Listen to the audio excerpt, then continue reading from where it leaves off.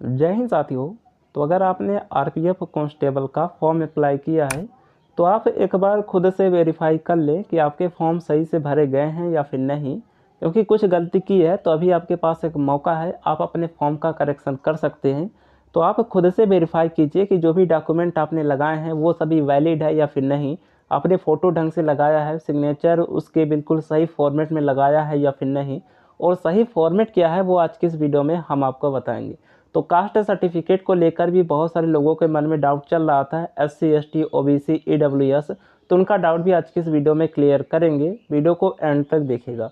और फ्रेंड्स, अगर चैनल पर पहली बार आए तो सब्सक्राइब कर लीजिएगा। जो भी आगे का अपडेट होगा बिल्कुल रियल जानकारी आपको इस चैनल पर सबसे पहले मिलेगी। तो अब यहाँ पर सबसे पहले हम बात कर लेते हैं इसके डॉक्यूमेंट के बारे में जो भी वैलिड है। सबसे पहले फ़ोटो एंड सिग्नेचर, क्योंकि मुख्यतः जो इसके फॉर्म रिजेक्ट होते हैं वो फ़ोटो एंड सिग्नेचर के कारण ही रिजेक्ट होते हैं। तो फ़ोटो सिग्नेचर का फॉर्मेट क्या मांगा था वो मैं आपको बता देता हूँ। देखिए, सबसे पहले बात करते हैं फ़ोटोग्राफ के बारे में। तो फोटोग्राफ आपका जो होना चाहिए वो वाइट बैकग्राउंड का होना चाहिए। तो सबसे पहला इंपॉर्टेंट बात यही है, अगर आपने वाइट बैकग्राउंड नहीं लगाया है तो आप करेक्शन कर सकते हैं, क्योंकि वाइट बैकग्राउंड जो है वो कंपलसरी है। और देखिए, डेट इस पर डालना कंपलसरी नहीं था, आपने डेट डाला हो या फिर ना डाला हो कोई ज़रूरी नहीं है, किंतु वाइट बैकग्राउंड होना चाहिए। बाकी फ़ोटो बिल्कुल सिंपल सा लगाना होता है, इस तरीके से आप देख सकते हैं। ये एक सैम्पल फ़ोटो है। इसी तरीके से अगर आपने फ़ोटो लगाया है तो आपके जो है वो फॉर्म एक्सेप्ट होंगे। उसके बाद यहाँ पर बात कर लेते हैं सिग्नेचर के बारे में। तो यहाँ पर सिग्नेचर में बहुत सारे लोगों का डाउट आ रहा था कि जो सिग्नेचर होना चाहिए वो ब्लैक पेन से होना चाहिए या फिर ब्लू पेन से। तो देखिए, ब्लैक एंड ब्लू दोनों एक्सेप्टेड है। यहाँ पर देख सकते हैं, the applicant has to sign on the white paper, अर्थात जो पेपर आपका होना चाहिए था वो वाइट होना चाहिए था और उस पर ब्लैक या फिर ब्लू दोनों पेन इस पर एक्सेप्टेड है, किंतु आपका जो पेपर होना चाहिए था वो वाइट पेपर होना चाहिए था। वाइट पेपर पर ब्लैक या फिर ब्लू पेन से अगर आपने सिग्नेचर अपलोड किया है तो आपके फॉर्म बिल्कुल सही भरे गए हैं, आपका सिग्नेचर वैलिड होगा। तो ये आप देख सकते हैं, ये फॉर्मेट होना चाहिए। बाकी अगर आपने वाइट बैकग्राउंड का पेपर नहीं लगाया है तो आप जो है फिर से करेक्शन कर सकते हैं, या फिर अगर आपने बहुत सारे लोग जैसे होते हैं रेड पेन से कर देते हैं तो रेड पेन नहीं चलेगा, ब्लैक या फिर ब्लू, यही दो पेन एक्सेप्टेड होगा।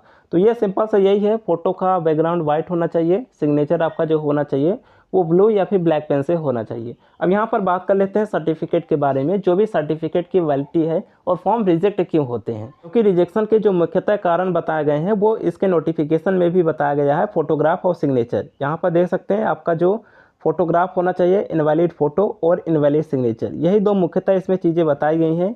अगर आपने फ़ोटो और सिग्नेचर ढंग से अपलोड किया है तो आपके फॉर्म रिजेक्ट नहीं होंगे, ये इसके नोटिफिकेशन में भी बताया गया है। अब हम बात कर लेते हैं कास्ट सर्टिफिकेट के बारे में कि कास्ट सर्टिफिकेट का फॉर्मेट कैसा होना चाहिए।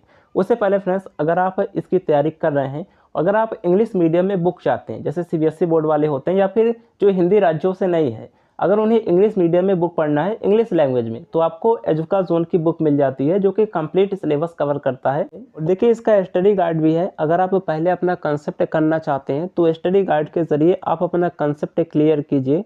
उसके बाद जो प्रैक्टिस सेट है विथ प्रीवियस ईयर क्वेश्चंस के साथ, और हर एक क्वेश्चंस का एक्सप्लेनेशन इसमें दिया गया है।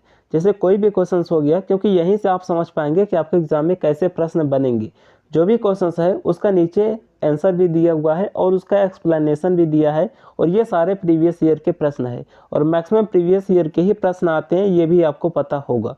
तो इस बुक के ज़रिए आप अपनी तैयारी को बेहतर कर सकते हैं। Study guide plus practice set दोनों के ज़रिए आप अपना सिलेक्शन निश्चित कर सकते हैं। इसे आप ऑनलाइन बाई कर सकते हैं। बाई करने का लिंक आपको वीडियो के डिस्क्रिप्शन बॉक्स में मिल जाएगा, उस पर क्लिक करके आप इसे ऑनलाइन मंगा सकते हैं।